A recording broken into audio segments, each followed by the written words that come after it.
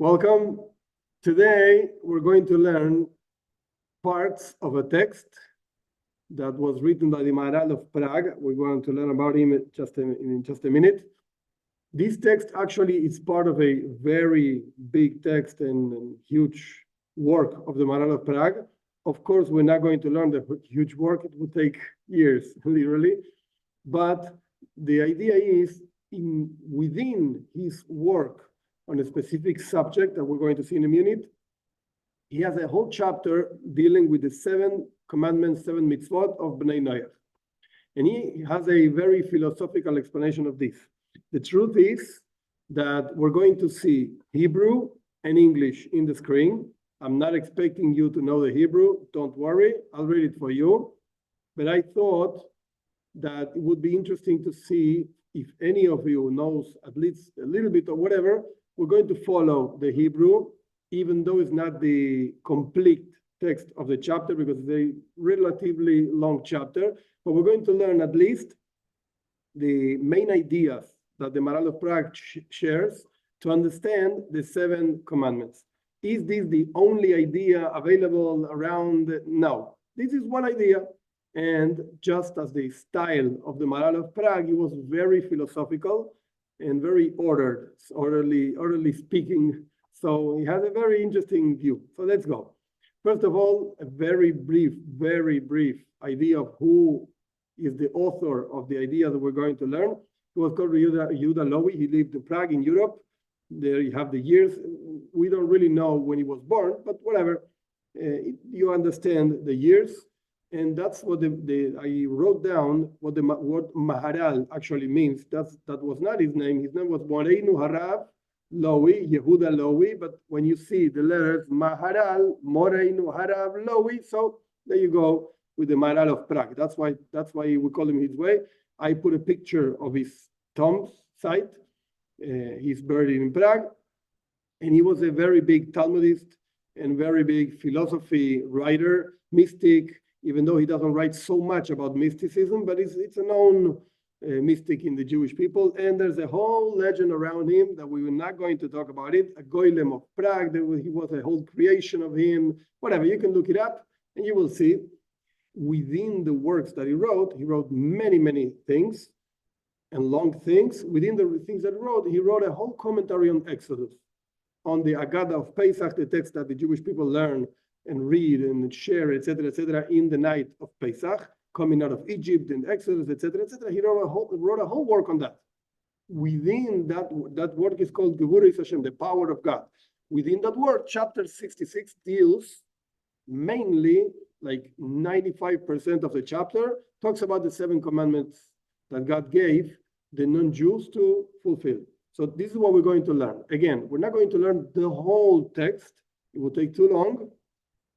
We're going to learn parts of the text that I cut and paste, so to speak. So it's my selection, not more than that. Let's start with as brief as I can introduction, because the text was long. So I thought, okay, I'm going to cut a few parts and try to present it as short as I can. First of all, again, he was a very philosophical writer and has very philosophical ideas of Judaism. And he divides ideas into different places and ideas, and etc. So characteristics and structures. So first thing that he says in the chapter is, you know what?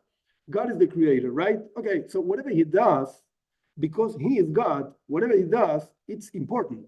Otherwise, he would be like some kind of fool. He doesn't say it with these words, but this is my explanation. So whatever he feels he has to do, and he does, it's because it's important. So he created this world, this physical world, where his presence is hidden. So that means that he wants this world, and he wants to be with men, with us, men and women, that human beings, with us in this world. Otherwise, again, he wouldn't have done it. This is first thing that he establishes. Second thing, when God created the whole world, the text of the Torah tells us that first man knew God and talked to God, spoke with him, and he saw God, whatever he saw, I don't know. But the point is, he was revealed. And throughout 7 bad generations, people did wrong things throughout those generations that you have in the screen, the generations. Adam, the first one, of course, ate from something he didn't have to eat. Cain killed his brother. Enosh studied idolatry. The flood, again, all kinds of problems, stealing and whatever. Division means the Tower of Babylon, and Sodom were bad people. Egypt, those 7 bad generations expelled, kicked out, so to speak, God from earth.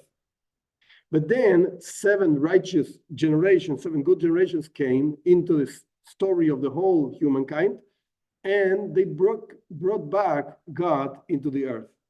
What's the, so to speak, end of this whole thing? When the Jewish people built the Mishkan, the tabernacle in the desert, that's where the presence of God was again found in the world. We could see miracles, even though I don't know exactly how it was because I wasn't there. But the point is that there was a fire coming down from heaven, and wherever they put offerings in the altar, there was a fire again consuming the offering. So they saw miracles in this place. That's what it means. The presence of God went down into earth. So here we have 7 bad generations, 7 good generations, and of course, that's going to be connected with the 7 commandments, as we're going to learn. Now, again, the structure of the class is going to be, I'm going to read for you just the English part. I'm not going to say the Hebrew part, but I put the Hebrew part because I thought it was important to see how the Maharal wrote actually this. I'm going to read it for you, and you have some English support, so to speak, not to get confused with the Hebrew. So of course, 7 generations, bad ones, 7 good ones. Number 7, repeats itself. What does that mean? Of course, 7 mitzvot. So the Maharal writes that these 7 generations that sinned in the world, they actually did throughout those generations 7 main things. That doesn't mean that each generation did just one thing. No, each generation could have done many things, but he identifies each generation with one main and one general sin, so to speak. And the sins are, of course, the ones you have over here: eating from a part of an animal that he was alive, blasphemy, idolatry, forbidden relations, justice, or not to do injustice, theft and murder. We're not going to go into the details of each one. The Maharal also does not explain the details of each of these sins. That's like a different thing, the laws and etc. We're not going to go into that. But the point is that man was originally, and when I say men again, it's men and women, it's the same thing. Man was originally created and given a commandment to fulfill, to keep these 7 things. And again, 7 bad generations, 7 good generations, etc. We kicked out God, we brought him back. So these 7 ideas, he divides actually into 2 main things. Why? So Maharal says, because God wants man to be good in 2 aspects of his life. Good to heavens, that means in the relationship between man and God, and good to the people around him. That means the relationship between man and the rest of the world, so to speak, of man, humankind. Therefore, he gave 3 commandments. I'm reading like the second paragraph in the Hebrew one. In the Hebrew part, he gave 3 commandments that relate, that talk, so to speak, about the relationship between God and man and God, that he should not be, man, a bad person, so to speak, towards God. And those are forbidden relations, blasphemy, and idolatry. And then God gave 3 commandments, general ideas, for the person to be good with the other people around him, which are theft, justice, the idea of not doing injustice, whatever, and murder. Those 3 things relate directly to God. He's going to explain how. And there are other 3 things relate directly to man. Now, there's a 7th commandment that the Maharal has a very interesting view on this 7th commandment, not to eat part of a living animal. The Maharal writes like this: look, this commandment is like a general idea that applies to both relationships, man towards God, man towards other human beings. And this is like the cause of all the problems. That's the way he understands it. We're going to see it. It's very interesting. And this seventh commandment, it's talking directly, related directly to the Yetzer Hara, the bad inclination that is inborn in every single human being. And therefore, to fight, so to speak, with this inner drive to do bad things, God gave us one specific command. What's the point of not eating from a part of a living animal? So the Maharal writes that you should not desire eating and cutting an animal before the animal is dead.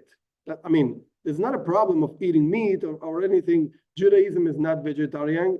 I don't have anything against it. And Judaism also does not have anything against it. But that does not enforce it. That's what I want to say. At all, you can eat meat. It's not a problem. If you don't want to eat, just don't eat. But it's okay to eat meat. And in order to force, so to speak, your bad inner inclination of doing bad things, God gave us these specific commandments. Because if a person does whatever he wants, whatever she wants, at the end, it's going to happen that the Yetzer Hara, the bad inclination within the person, is going to lead the person to do whatever this bad inclination wants. The general idea is, we're going to see this in more detail later, but the general idea is like this. Look, if you cannot control your inner drives, you're in problems. You have big problems. And sometimes, this is the way actually the Talmud says it, sometimes, most of the times, it starts small, very small, like inner drives for just eat another piece of cake. What's the problem? It's a stupid example, I know, but starts very small and then starts like growing. Once you give some room for the bad inclination to have an opinion and a valid opinion, yeah, why not? It's not a problem. Why not?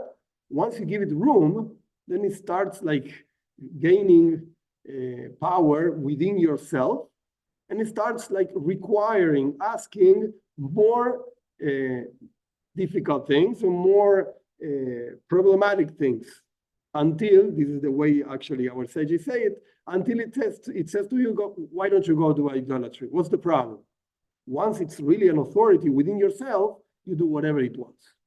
Where does it start? Control yourself.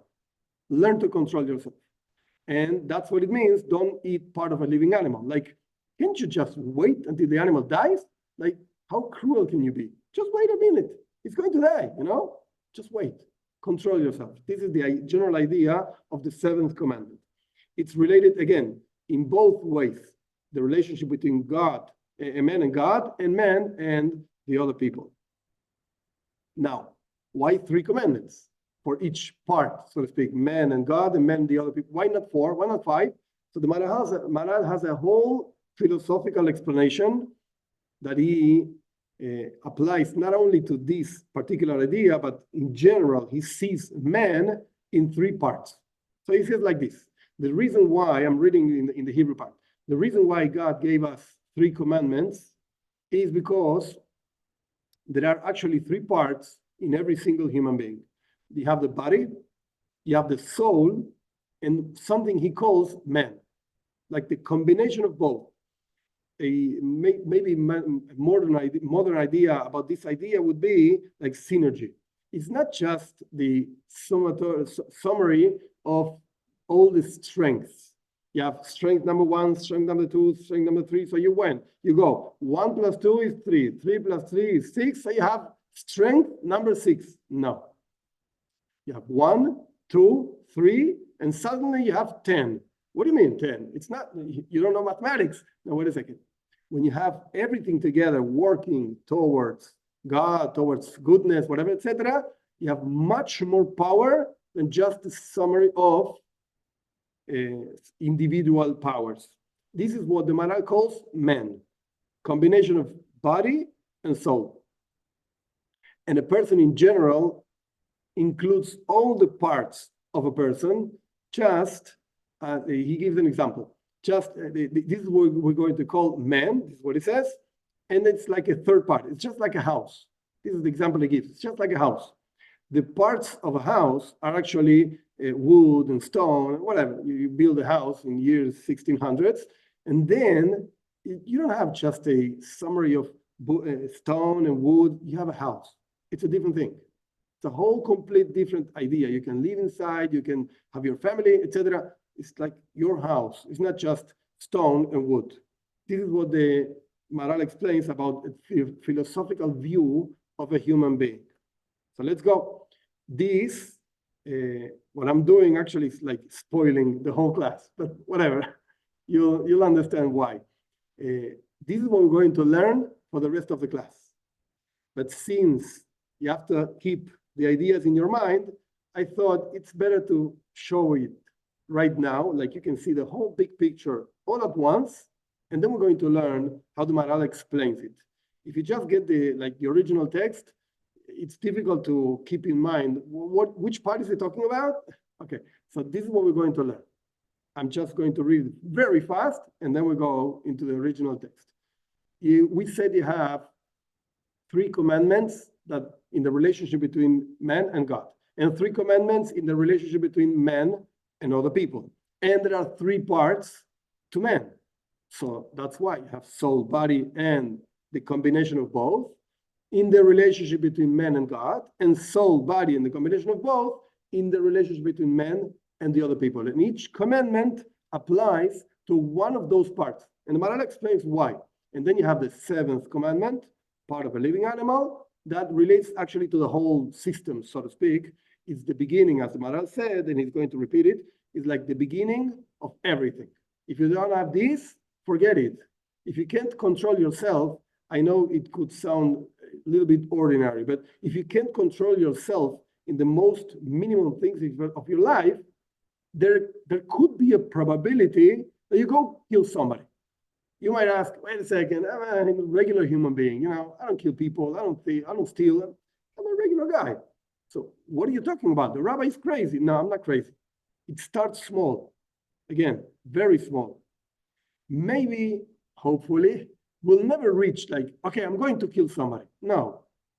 But this idea, and the Maharal doesn't talk about this, is my addition, this idea of killing somebody is not just like taking an arm and boom, shooting somebody. No. You can embarrass somebody in public. And for our sages, actually, they say exactly this idea is like killing him or her, whatever. So you might, again, hopefully not kill somebody, but do things that resemble that idea. This is what it means. Again, start small, control yourself. You want to say something, and again, just embarrassing somebody, maybe you just say something. Hey, you look so nice, and you kill, literally. What do you do to your hair? You kill the person. It becomes white. What do you mean? Do you like it? Do you like it? Okay, I think you understand what I mean. This is what we're going to learn for the rest of the class. Now let's go and see this in the Maharal's view, so to speak. Let's start with idolatry. That's why I wrote in English. You can see it down there.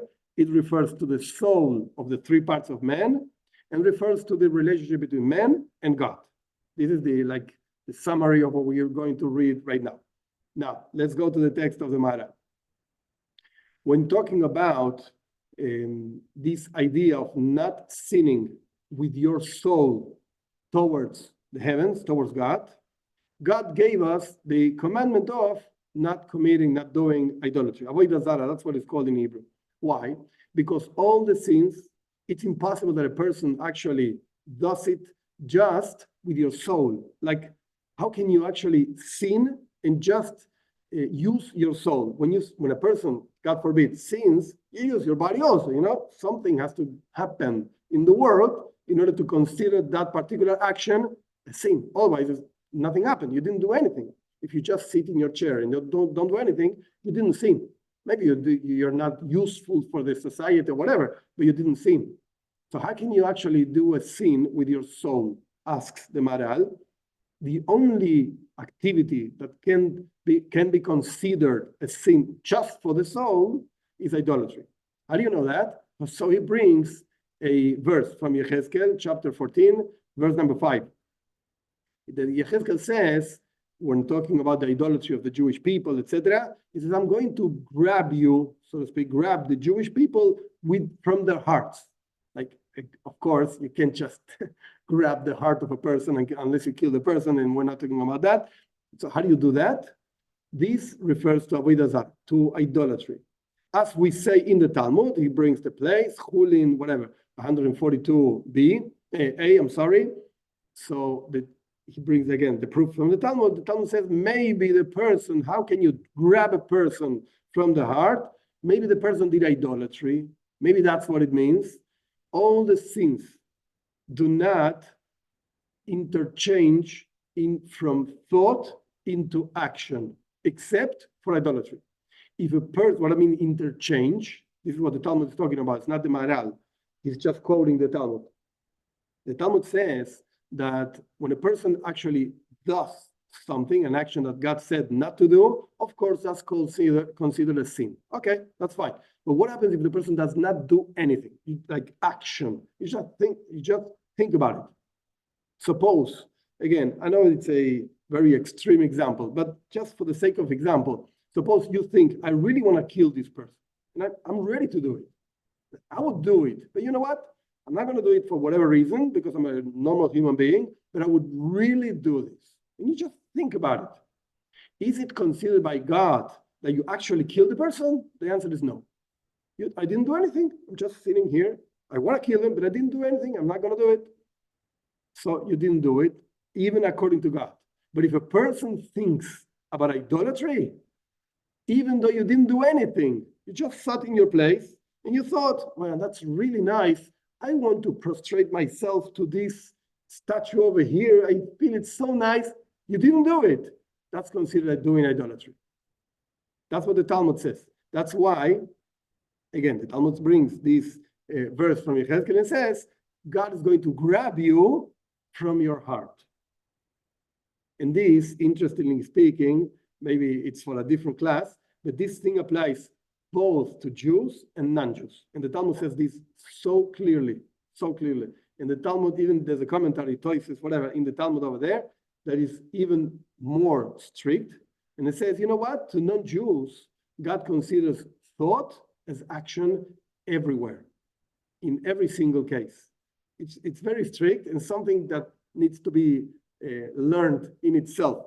But this is the way the Maharal understands, and he's of course talking about non-Jews. It's not talking about Jews because we're talking about the 7 commandments that God gave for non-Jews. But he says clearly, how can it be that a person sins just with the soul in relation to God? That's idolatry. Okay, point number 1. Let's go to number 2. Forbidden relations, which again, there are many details to this. I'm not going into the details right now. This idea of forbidden relations is a sin, as I wrote it in English down there, relates to the body of a person within the relationship between man and God. Why? The Maharal explains. Because this is a sin on the flesh of the person, like with the body, directly with the body. Because a person has a bad inclination in the body and desires these forbidden relations. A person might ask, yeah, but you know what? I don't desire so much. But again, this can be, God forbid, in a physical way, like the wife of somebody else, and you have intimacy, etc., or even in thought. When a person is walking in the street, maybe for men it's easier to understand than for women, but in any case, a person is walking in the street and is watching somebody and saying, what a nice girl, and you're thinking all kinds of things, even though you didn't do anything. You know what? I'm just walking in the street. Yeah, but to God, it's a problem, you know? Spiritually speaking, it is a problem. It is a problem.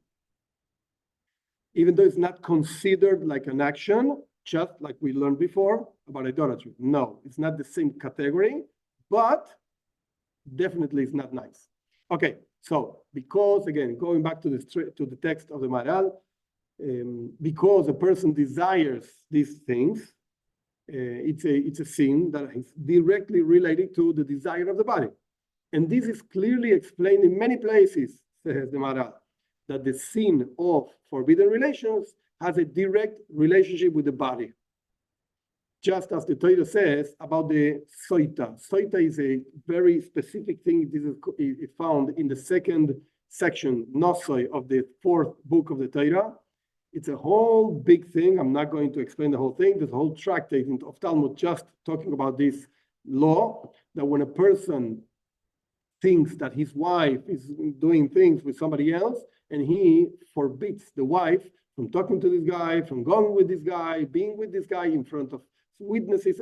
It's a whole thing that I'm not going to explain, but the point is that it's clear that the Torah, now going back to the text, the Torah gives a whole different type of offering when this woman was actually suspected of doing things she was not supposed to do, has to go to the temple and bring an offering, etc., etc. This offering is like of barley. It's not of wheat, which is the regular offering that people brought to the temple. It's of barley. And the Talmud says, why barley? Because barley it's a food for animals. And this woman, we suspect, we don't really know, but we suspect she did animal things, because animals don't really care about my wife or your wife. It's just animals, bodies, etc. So that's why this sin of forbidden relations has a relationship with the body, just as if you were an animal. This is how the Maharal explains why this part is related to the body. I did not write it down because it's a whole long thing, but the question would be, why is this connected to God? Like, I'm with the wife of somebody else. Maybe I'm doing a wrong thing to somebody else, to the wife or to the husband, whatever. What does it have to do with God? No relationship. The Maharal explains that when a person has intimacy with somebody he's not supposed to, or even when you have with somebody who is supposed to, you're actually making God do something with this relationship. That means to create a new human being out of this relationship. In the case of a permitted, allowed relationship, it's fine. Sometimes it's created, sometimes, in other words, sometimes she gets pregnant, sometimes she doesn't get pregnant. Okay, that depends on God or whatever the case is. But if she is getting pregnant and this relationship is not allowed, so you're actually bothering God. You're not bothering somebody else, only God, because he has to do something with this. That's why this particular sin, of course, relates to the body because of desire, etc., as we explained, but is within the realm of the relationship between man and God. Let's move on. Third, blasphemy. Blasphemy in Hebrew is called Birchas Hashem, which means literally, euphemism, blessing God. Actually, we're not blessing God when you're actually cursing him, but that's the way our sages actually call it, because they don't want to write cursing God. So they call it blessing God. This thing, it's something that relates to man as a whole thing, soul and body together, synergy, as we explained before, and within the realm of the relationship between man and God. Let's go to the text of the Maharal. A person, a man, it's composed of body and soul, as we explained. And this sin of blasphemy, it's a sin with the tongue, that a person actually curses God's name, or whatever the case is, without going into the details. And the definition of man, what's a man? What's a human being actually? It's medaber, he talks. All other creations can have other specific virtues that they have, but we have a specific virtue of man talking. Actually, he doesn't bring it over here, but if you see, you have to know a little bit of Hebrew and Aramaic, but if you see in the translation of Onkelos was a convert in the times of the Roman Empire, etc. He wrote a whole translation of the Torah, of the text, into Aramaic. That's one of the first, not the first, but one of the first. And when he translates, when God creates man, and he says, Vayehi ha'adam leruach chaya, and the man was a living soul, Onkelos translates leruach memalela, a talking soul. Like the main thing of man, human being, that's what I mean, is talking. Tongue, talking. Now, talking relates, says the Maharal, to the whole form, to the whole structure of a human being. And that includes body and soul. That's why when a person curses God with his tongue, this sin actually relates to the whole person as a whole. Again, the combination of both things, as the sin of idolatry relates only to the soul, and the sin of forbidden relations relates only to the body, this sin of blasphemy relates to the whole thing of man, human being. And you should also know, the second paragraph is very interesting. You should also know, and this is the main thing, that why is this sin of blasphemy relating to or relates to the man as a whole thing? Because the person that actually sins with this sin, he's negating the main thing. He's cursing God and therefore negating, so to speak, God, disregarding God at all. And since this person automatically has no relationship with God because he doesn't want God in his life, that's why he's cursing, automatically he stops existing.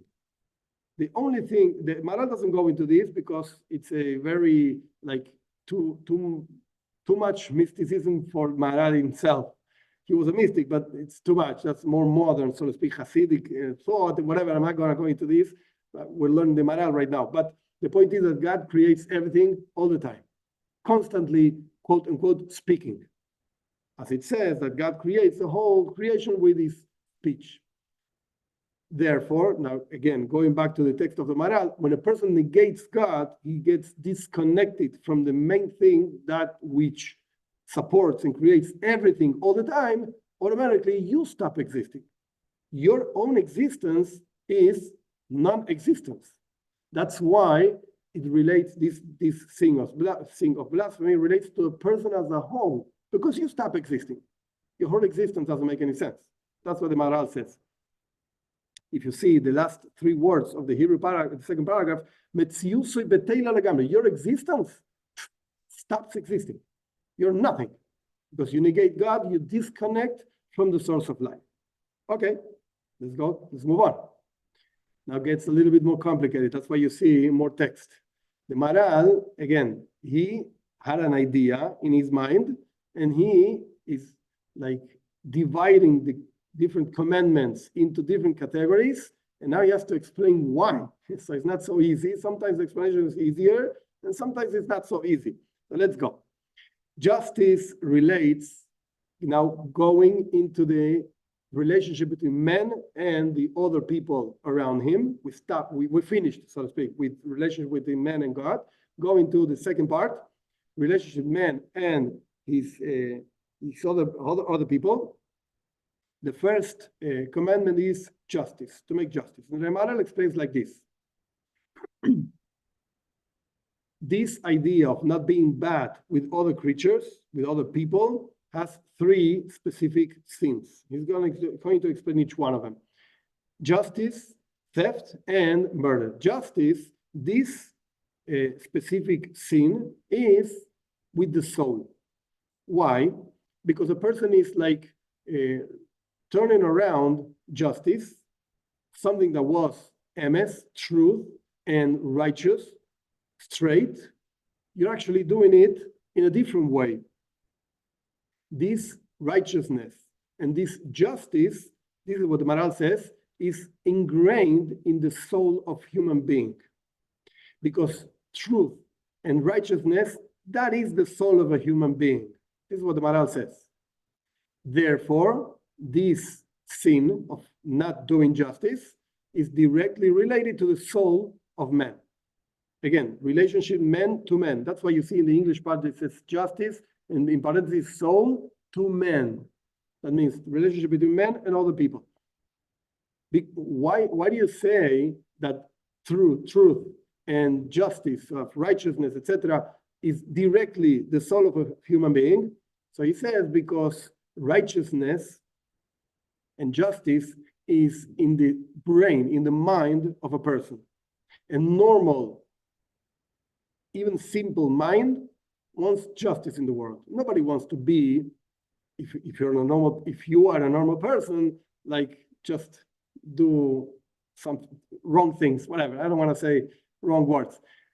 Furthermore, says the Maharal, when a person does not do justice, that shows that you have a blemish in your soul. These are the words like chisus hanefesh, he says, in very strong words. Blemish in your soul. Because every single person has to see, when a person sees, injustice, then the soul wakes up and you want to do justice. Nobody likes, so to speak, hungry boys in Somalia, and injustice in any part of the world. Nobody likes it. Nobody feels good with it. When you see something that is not correct, it's not righteous, you feel bad. A normal person feels bad. Therefore, every single judge has to have a strong heart to do proper justice. It just like as if he was saying, like, listen to your heart, to a normal heart, and you will do justice. And that relates to your soul, because the innermost part of a human being is righteousness. And this is clear, says the Maharal, that din, this idea of justice, comes from the awakening of the soul. When you really go deep within yourself and you awaken your normal human soul, you will gonna do justice. This is how the Maharal explains it. Now, he starts doing the comparison between men, the relationship between man and man, and the relationship between man and God. That's why I put a second paragraph and a second line in the English part. This commandment of justice is just the same thing as the commandment of avodah zarah, idolatry. That is a commandment between man and God. Why? Because idolatry is called Elokim acherim in the Ten Commandments, other gods. That's what idolatry means. Don't have other gods. And a dayan, a judge, is also called Elokim. Again, listen to the words. Elokim acherim, that's actually the text of the Ten Commandments. Elokim acherim means other gods. But the word Elokim specifically is used to talk about other gods, other powers, so to speak. And the same exact word is used to talk about judges. Other judges, or whatever judges, are also called Elokim. So he related, again, these two things, don't have other gods, idolatry, with judges, justice. And our sages say in the Talmud that a person or a society that puts judges into power that are not proper judges, it is as if they were actually planting an idolatry tree, which was called Asherah. It doesn't matter, it's just a word in Hebrew. So again, you see this connection between justice and idolatry. It's the same basic thing. Therefore, these two commandments are actually the same parallel, so to speak, same idea. They relate to the soul part of man, both in the relationship between men and other men, that is justice, or the relationship between man and God, that's idolatry. Okay, let's move on. Theft, the second commandment, so to speak, in the relationship between man and other men, that relates specifically to the body. And that's parallel, so to speak, to forbidden relations that also relate to the body, but in the relationship between man and God. How does he explain it? Let's go to the Hebrew part. Gezel, this idea of theft, of stealing, etc., it's exactly the same thing, says the Maharal. They're parallel with forbidden relationships. Because in every single place, our sages actually say that there are two general ideas that a person actually likes, enjoys, physically speaking. That's stealing and forbidden relationships. Our sages use this expression. So that's one way he connects these two ideas, because you see, in the language of our sages, the whole time they're saying, yeah, stealing and forbidden relationships, that's what people like. That's what people actually want to do. You see that these two things are actually the same. Now, the main thing, the Maharal continues, the main idea, the nutshell, so to speak, of stealing is to pursue the money of other people. You like the money of other people, the possessions, whatever, of other people. That's why you steal. You like what the other one has. And the desire to have richness and to have properties, etc., etc. And this is, of course, related to body things, just like forbidden relationships. Only that stealing is a problem between men and other people, and forbidden relationships, as I explained before, is a problem between men and God. Now, this idea of forbidden relationships and stealing, theft, whatever, they are not exactly desire, because forbidden relationships is that a person pursues, likes, wants, etc., women, desires other women, or when a person wants to steal, it's because he wants, pursues the money and the richness of other people. But this is not just a desire, that I like this or I like that. No, it's not just that. Rather, you want a specific thing. I want the wife of my husband, of my neighbor, or I want the money of my neighbor. It's a specific, very clear thing. It's not that I just desire. No, like for instance, just to give an example, the Maharal doesn't talk about it, but to want food, it has nothing to do with the food of my neighbor or the food of my, no, I just want food. I like food. What's the problem? So that's more related to desire in general. But here, the Maharal is trying to make a very clear difference between not eating part of a living animal, which relates to desire itself, by itself, desire, the idea of desire, or forbidden relationships. Yeah, you have forbidden relationships because you desire the wife of somebody else. Yeah, right. But it's a very specific thing, very individual thing. Women, I like this woman. That's why I go. I don't care if it's the wife of somebody else, etc. So that's why he wants to make a difference here, over here. Again, just to finish the text, the ideas. The problem with forbidden relationships is that a person wants just to be promiscuous. He just wants, etc. Or stealing, he just wants money, more and more money, even if he doesn't need. But desire, just by itself, the idea of desire is that a person wants anything that is lacking. And not that really he wants something specific. No, he just wants, because he wants anything. Even if it's not lacking that particular thing, it just wants, it just desires. And that's something else, says the Maharal. As we're going to explain, that's not eating part of a living animal. Murder is directly related to blasphemy. As you see in the English, murder is something that relates to the man, to the person as a whole, in his relationship between man and other people, just as blasphemy, not cursing God, relates to man as a whole, as we explained, because of dibur, the words, and the talking and the tongue, etc., as we explained, that's between man and God. Let's see the text.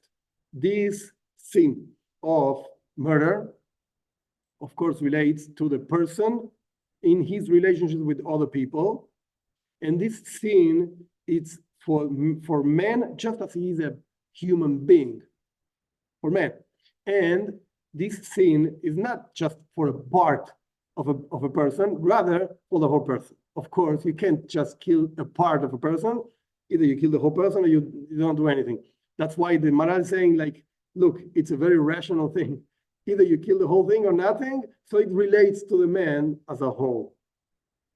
Just as the sin of blasphemy, and we said that the person is negating the main thing, that means God, which is everything, the same thing happens. When a person kills somebody else, you're killing the whole person.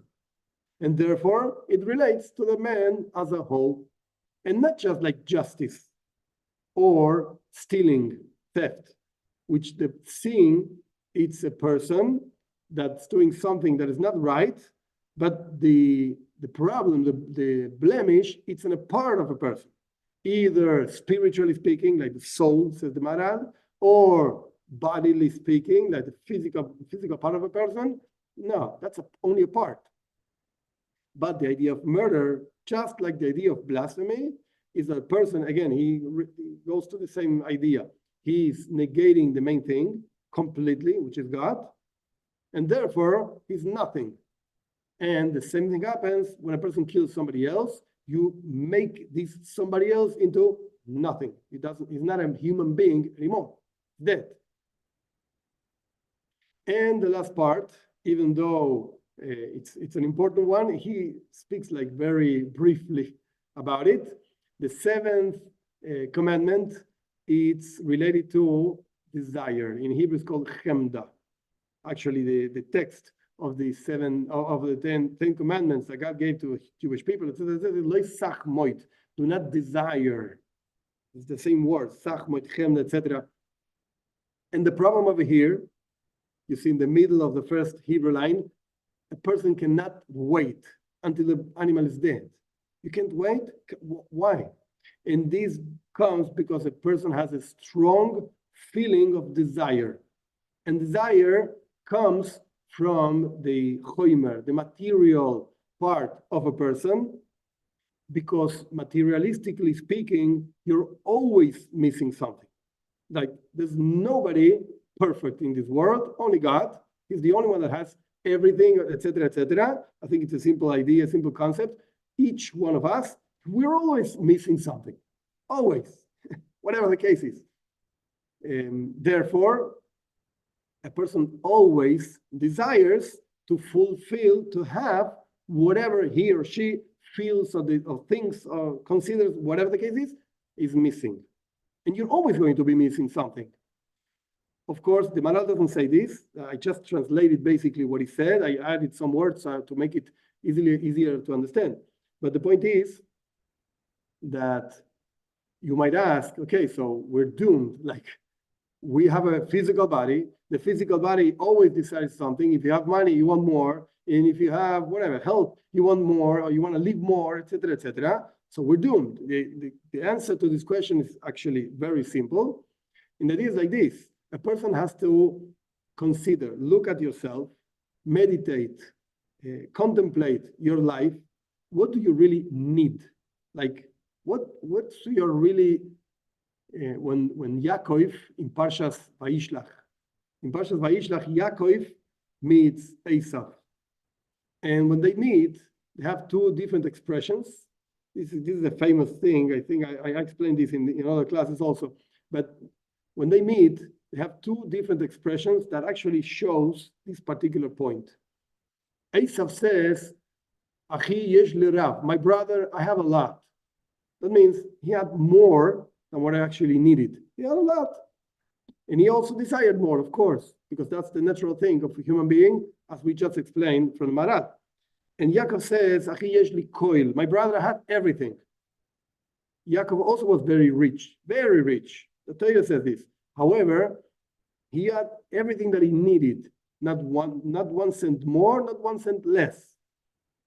Of course, there's a lot of people in the world with lots of needs, and of course, God should bless everybody to have all the needs that they have, etc., etc. But the point that I'm trying to make is, a person has to be conscious: what do I need to live?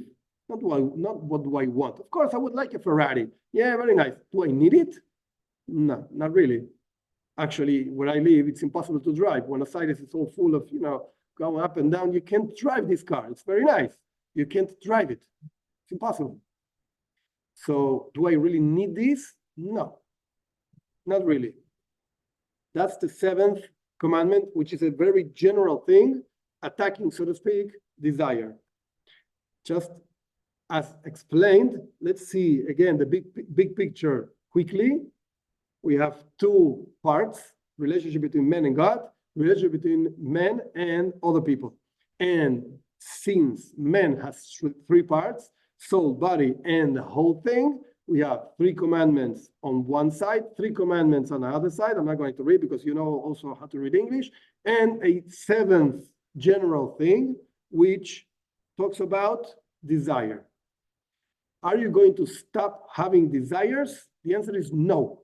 You will never stop because you're a human being. Only when you pass away, God forbid, you don't desire anything else. You don't need anything else. But the point is, control your desires and be able to contemplate which of these desires are actually important in my life, because I need, like, for instance, I'm hungry. Yeah, okay, it's a desire. I would like food. But if you really need food, what's the problem? I'm hungry. My body needs food. God created me with the necessity of eating. Okay, so I eat. What's the problem? Do you desire the food? Okay, I want food. Whatever the food is, I don't care, but I need food. That's okay. And that's not going to stop. That's a normal thing, how God created the person. But you have to, again, contemplate which of these desires are actually important and which ones are actually not.